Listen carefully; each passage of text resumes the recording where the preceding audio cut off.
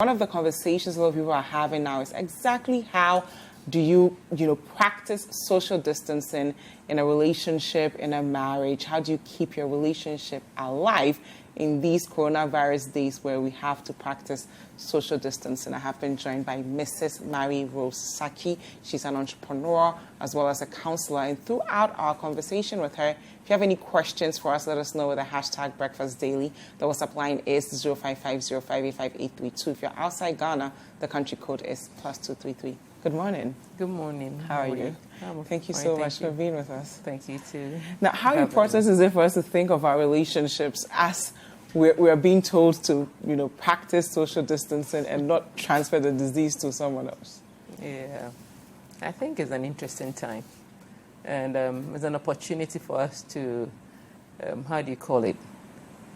build on our relationships. Okay. And first of all, like you said, relationship are categorized into two, the marriage relationship and then courtship relationship. Mm-hmm. So with the marriage relationship, there won't be much social distancing. Why? Yes, because you live in the same home. Uh-huh. Couples, they're in the same home. You sleep on the same bed and stuff like that. So the distancing will be very, very difficult. Unlike maybe one has been, it's been detected that one has the virus, then there will be a proper separation. But if there's none like that, I don't think the social distancing will be too much, but then it will be time for you to build your bonding in your marriage. How do you do that? Okay.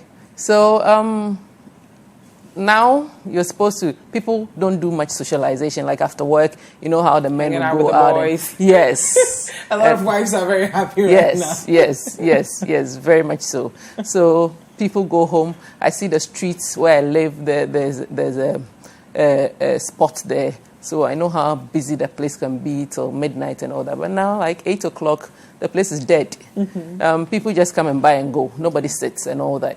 So it's a good opportunity for a married couple to build on their communication. It's not only just coupling and all that, but come up with exciting or creative things. It's not time for you to be picking on your partners and think of all the negative things. You build on the positive things to make the marriage stronger.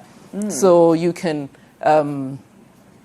create situations like that makes you, how do you call it? Build up your communication. But where do you even start from? Let's say in a typical household, both of you are working class. By 6 a.m., you're packing up. This one is dropping the kids off. This one is doing this. And now, for the first time since probably before you married, you're stuck at home. You have to look into each other's faces. How do you even break that barrier of, okay, we're going to communicate? And it won't be about external things. There's nothing to complain about, but the two of us are going to talk. Yeah. I think even though many times busy couple, you wake up in the morning, you go to work and all that, but in between you get your leave. Mm-hmm. Before you married, before the kids came, you knew how it was. These are the things that you have to play back and then relive them. Because many times those things are missing out because your life is so busy, you're running around and all that, so you don't get time. So it's time for you to just take your time to wake up in the morning.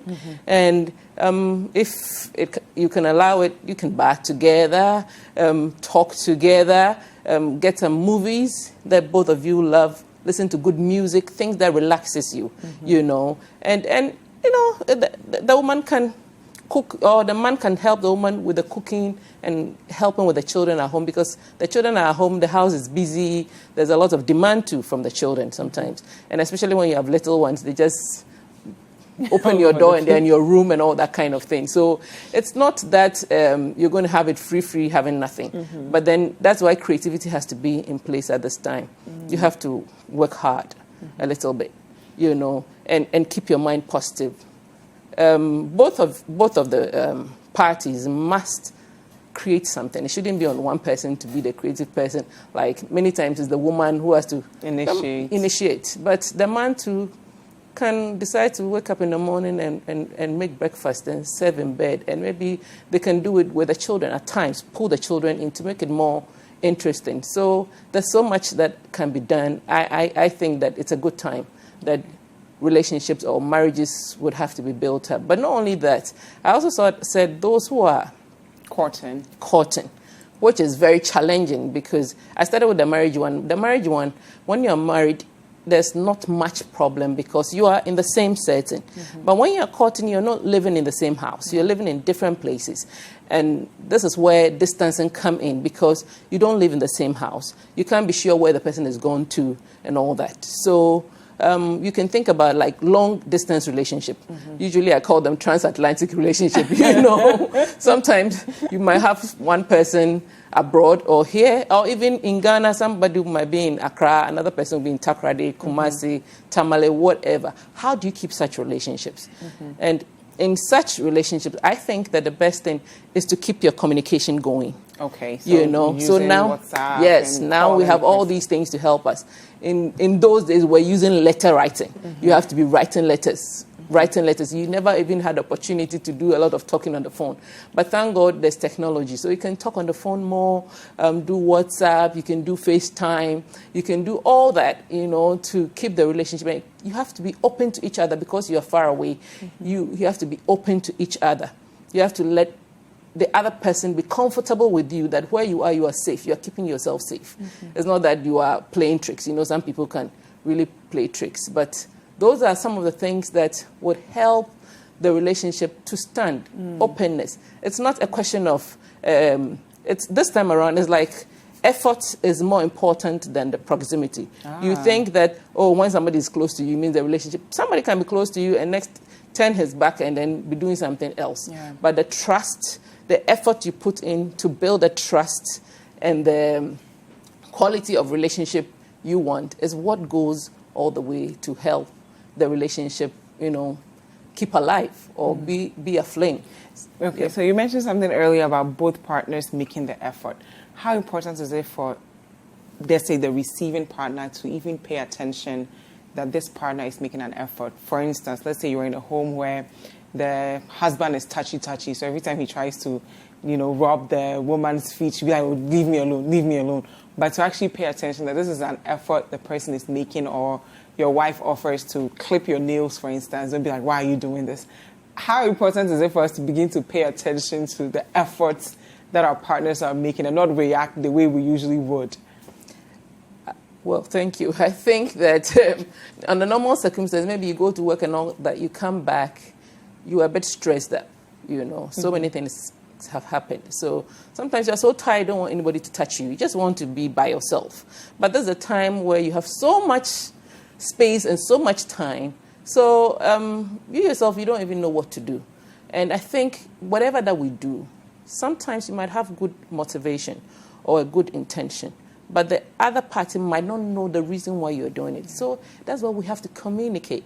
You have to tell the person that, now that we find ourselves, what are we going to do? It should be like a cordial thing. Okay. The two of you come together, take decisions. What are we going to do to fill in this time? Yes, and a little caution that I'll put for the married couples, that they have to be very careful so that they don't have more children. If they you can be cozy with each other, but I think that a marriage is not all being cozy and coupling all the time. You have to talk about the needful, the things that you haven't been able to do in the past when you were busy. I think you should write them down. Write them down. You should be very intentional about everything. Write them down and find a nice way of, I used to do this kind of thing, like every Friday. We don't necessarily have to go to cinema. I knew my husband loved movies so much. So every Friday, when he's coming in, he'll bring a new movie. And he'll also come and meet me. I would have done some small nibbles, just the two of us, when we had not had our kids. And I'll do some small nibbles. And in our own home, we create a scenario, a scene like we are in a public place. Watch our movie, eat and drink and talk. You can be very creative and do things that will build the relationship, So that is for the married couple. But for the courting, I was as I was thinking about this thing and preparing, one thing that came to mind about me and my sister, we don't live she's in Kumasi, I'm here. And so every time we have to catch up with the phone and technology, because I don't always go to Kumasi. She doesn't always come to Accra. And I remember on the 6th of March, it was quite interesting. I called her because they were having the bathing thing. Yes. So I called her, and she's in the education sector. So I called her, and I was like, oh, so how's it going and all that? We ended up watching the thing on phone. I was together. on my phone together. And she would tell me, oh, look at this person. Oh, yeah. And we were laughing. And my daughter was like, oh, mommy, so you're going to spend all this time on the phone. But that's some of the things you are bonding. You are bonding. So whenever you meet the person, it's like nothing had happened. You just continue because you communicate so much. Yeah. Everything that happens, she either call, I call, And it's the same thing in relationship. I've also had an opportunity where I've had to be away from my husband, even in marriage. Because sometimes some people might be working somewhere. Yeah. You are away. Maybe your husband has traveled or you have traveled, whatever. How do you keep that relationship whilst you're away? Yeah. So social distancing can be likened to long-distance relationship. Some people have their marriages all right, but the husband lives in America. The wife lives in UK or somewhere. But life goes on. Yeah. It's all through communication through technology. Okay. You're on the phone, keep abreast. And one thing that anytime I'm away from home, I try to do as much as possible is to keep my partner or my husband knowing whatever I'm doing. I make a new friend, I tell him. Maybe I might let him talk to the person or whatever. Whatever, every day, I call so many times. He calls so many times. Before the end of the day, we'll all talk, all the children and all that. We do video, FaceTime and all that. So it's very, very important. That's how you keep the relationship. So you don't want your partner to feel abandoned. Yes. Out of place, because they don't know what's going on in your life anymore. That's right. What about cases? There can be that break. Yeah. So your good mornings, how's the afternoon going, how was the work, your good night, it should not be missing. Okay. Yes. What about situations where the male partner has been asked to stay home because of the virus, but the female has to go home, go to work, and then the kids are also home? Should they take up some of the responsibility that perhaps the other partner would have, taken up? It depends on the ages of the children. Okay. If the children are underage, they cannot do much. But then you have to educate the children to understand that this is a time daddy is on isolation or mommy is on isolation. So you can't have that physical contact with them. But wherever that you can communicate, maybe through the window. A friend in America was telling me that his 2 children, not that they found anything, but because of all that is going on, they communicate through their wall. One is in his room, the other one in her room, and then they'll be talking through the wall because, I don't know where you've been, who you've been playing with at school. So then they had not even done the real lockdown. So I'll talk to you through the wall, So you can talk to the person through, talk to the person through the window or whatever. When the food is ready, come and put it down at the door. Your food is ready, my sweetheart. Please come and enjoy. How's it going? You can be sitting far away and be communicating with him. And I think that will help the relationship. And you can be telling him, if where he is, he's so out of touch with things, you can be telling him or discussing, this is what has happened and blah, blah, just to keep the person more alive and connected. Yeah. Okay, what about situations where you're an older couple and one of the people, let's say the woman has a pre-existing health condition, so the man does not know if he's positive or not, because some people don't show symptoms. How do you still keep that relationship alive, knowing that you live together, you share everything together, but you don't want to potentially expose your partner who might have a pre-existing condition to the virus if you are positive? Yes, so in that situation, I think you only have to be careful. We've been told certain things not to do, So when you're sleeping, you have to make sure you practice all the hygiene thing. Wash your hands, wash your face. I keep saying we keep emphasizing on washing your hands. But you have to wash your face. That is the critical place. So often, wash your face, wash your hands, bath regularly. Make sure that your clothing and all that, they are aired, and things that would minimize infection. So now you are not sure. Of course, all of us are not sure. But then we are living normal lives. Yeah. But we make sure that we do top care or the preventive measures in order not to spread it. So do the right things. And I believe that it will help the relationship. So when you're not sure and you know that the person, of course, is not even well, there's so much you cannot do. Yes, but you can still have it. Maybe when you sit, you can, in the hall, there are so many seats. So not necessarily sitting in the love seat. You can sit in one single chair and she sits at another place and still have your fun. Yeah. Yes, it's very possible. We can do that. And like I said, it's a good time to build a relationship. Avoid being physical, especially when you're courting. But if you're courting and your partner's love language is physical touch. No? Not necessarily, intimacy, but like, where it could be intimate, but just cuddling, hugging. How do you deal with that? Especially if you live like 10 minutes away from the person. Oh, I would still say that avoid that. How do you do that? Because it will not be for long. That's what you have to put in your mind. It will not be for long. And I keep saying you have to liken it to a long distance. Assume he's not around you. Mm-hmm. Try and stay in your house. Don't go there. Try and stay in your house. Because when a married couple is at home, as soon as the other one comes, you can put check thing, like my house, I've put certain checks in my house. Yes. So as soon as you get into the gate, there's what you have to do. When you get into the porch, what do you have to do? The next day. Walk us through them. Some people at home might want to learn because from whoever you. that is going to open the gate comes with a sanitizer. And first from outside. And then they'll give you sanitizer. You clean your hands before you enter. And then when you come to the porch, we'll give you soap. You go and wash your hands because, fortunately, I don't have to use Veronica bucket because I have a tap outside. Yeah. So you go wash your hands before you come in. And I'm even trying to restrict bringing in your shoes inside. Mm-hmm. So if you're a family member, like my husband and my children, when you come in, as soon as you come in, you go to the bathroom, remove your clothes, and then get something else. Go and hang those ones and make sure they're out there till the next day. But it's important. Yes, and when you take it the next day, then you put it in the laundry bag. Mm-hmm. If you've been out for too long, after that you just bath and make sure you're all fresh. But if you're courting and your partner... If you're courting, you wouldn't have that opportunity because you're not there before he came in. You go and meet him in his house. He might tell you, but I've been here already. He might have smeared his whole house with something because he's been somewhere. So you can't control that. That is the reason why you have to stay away. Try and just keep on with the phone and all that, knowing that it won't be long. If we practice these things, you are not too sure. If you go and too sure about whether you're going to marry or something. You're just courting. It's not 100% that, yes, we are there. Mm-hmm. So why would you risk your life for something that I may call fleeting? Feelings are fleeting.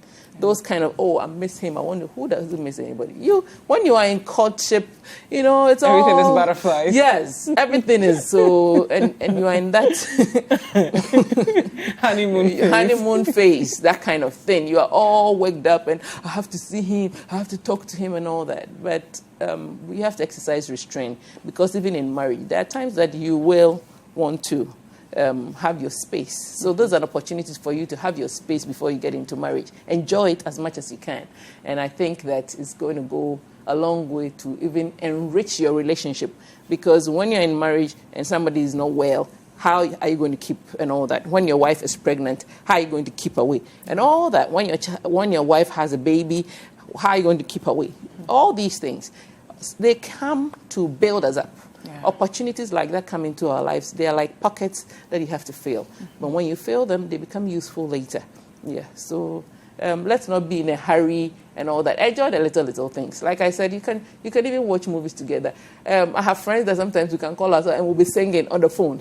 Yeah, you can be creative. Thank you very much, Mrs. Mary Rose Saki. She's an entrepreneur as well as a counselor, and she's told us if you're in a marriage, this is the time to be creative. Get all the kids on board. Have fun. Don't just sit around the house and complain that you're bored. You can actually make the fun yourself. You can create a cinema in your home and really enjoy each other's company.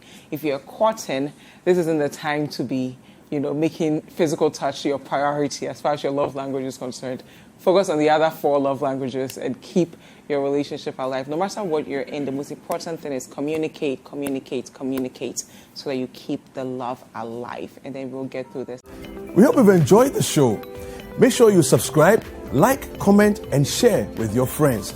This is Breakfast Daily on City TV. Join the Breakfast Daily team Monday through Fridays from 7:30 a.m. to 10. Join us for breakfast daily, only on City TV.